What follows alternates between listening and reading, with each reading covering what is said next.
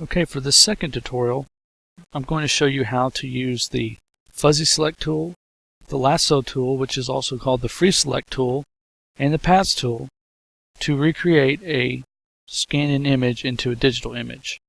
The first thing we're going to do is under File, let's go ahead and open up our scanned-in or image that we took a picture of.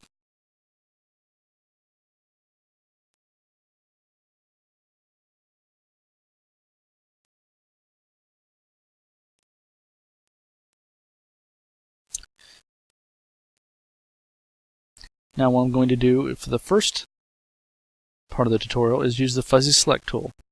Now I select that, and what's going to happen is you have this option bar underneath the original toolbox that's going to open up, and we have to worry about this thing called threshold. But right now it's at 15. This threshold can be moved higher or lower depending on how many individual pixels that you want to select with the fuzzy select tool. So we're going to start at 15. I'm going to just click on the inside. Now you see that the majority of this is selected. The selection is going to be basically a moving dotted line. If it's moving and it's a dotted line, that's the active selection. I do have a couple pixels here that I don't want, so what I might do is go ahead and bump up the threshold a little bit and reselect it, and now they're gone. In order to fill this with a color, I'm going to go over here and create a new layer, and then now I can just use the bucket fill tool and then fill it with black. In order to take this selection off, I can click on the rectangle select tool and just click off on the page. Now, what I normally do is create a layer, just a white layer, and normally make that the very back layer, the very bottom layer, so I can actually use these eye tools. I can click on this eye icon and it actually will disappear. So now I know that's what my letter will look like after using that fuzzy select tool. So the one con to that is that you see how jagged the line is. This is not really that straight and precise. So if I'm looking to do something a little bit more precise, what I can do is I can use this paths tool.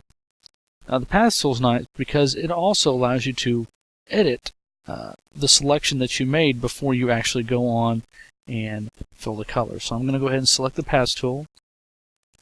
Make sure that it's in the design mode. And I'm going to go over here and I'm going to do the C. So I'm going to start and I'm going to left click on the mouse, and that's going to put my first point. My second point, I'm just going to click and it automatically has it. Instead of going and individually putting points around this curve, I'm just going to bypass it. Come down here. I'm going to bypass this curve.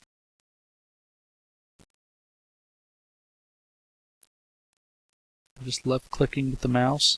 Now, I cannot close this and make it an active selection because of the paths tool and the way that it operates. So I'm going to make a point before I get to the closed circle of that first point that I started. The open circle, I'm going to left click and drag to where it kind of lines up with that closed circle, and that's actually going to almost make a complete selection.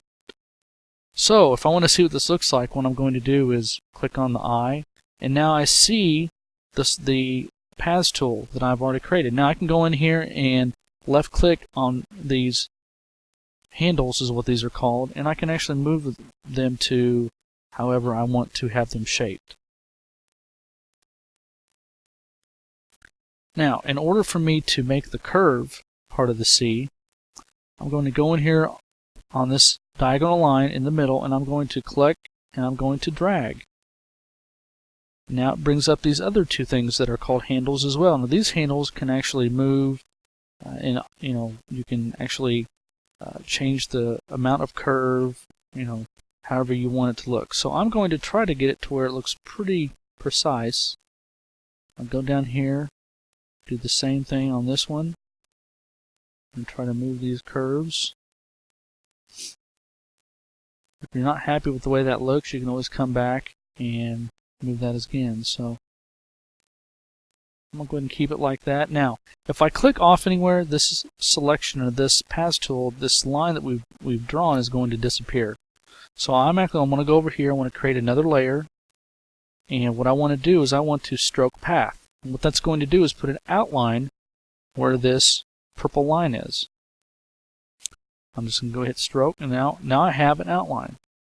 I can come over here, and now you see what your outline would look like. Now from here, you can fill the outline with a solid color. But in order to do that, what you have to do is you have to use the fuzzy select tool, click on the inside, and now you have your active selection now. Now if I would happen to go in and fill this, what would happen was I would have a white outline where the fill was at, because if you zoom in, there's a little bit of space where the black in that fuzzy select tool starts. So what I'm going to do is I'm going to go up here under Select.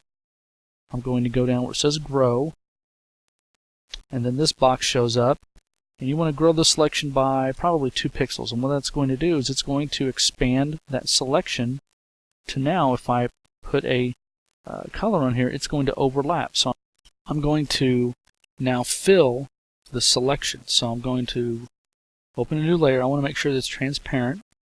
Always make sure that you pay attention to this option right here.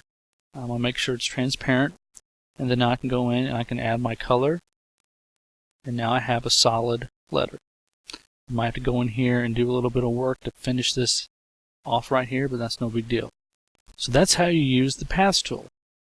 Now, if say I decide I don't want to use the Paths tool, I just want to make it as easy as possible. So what you can do now is you can use what's called, I call it the lasso tool, it's also called the free select tool. So you select that, and what's neat about this tool is you can actually hold down the control key and it actually will draw a straight line. So you don't have to worry about trying to stay with that edge of your outline. So I'm just going to click, it's going to make a selection point. We'll even do diagonal lines as well. So a much quicker way of doing any of this as well. Now what happens here is it actually will create a layer, or a fill, a selection. So now with that selection, all I have to do is create a new layer and then fill it with a color. Make sure that that is a highlighted color, and now you have the eye. So that's the 3 ways of tracing images and using the fill tool to fill them. So that is going to be the end of tutorial number 2.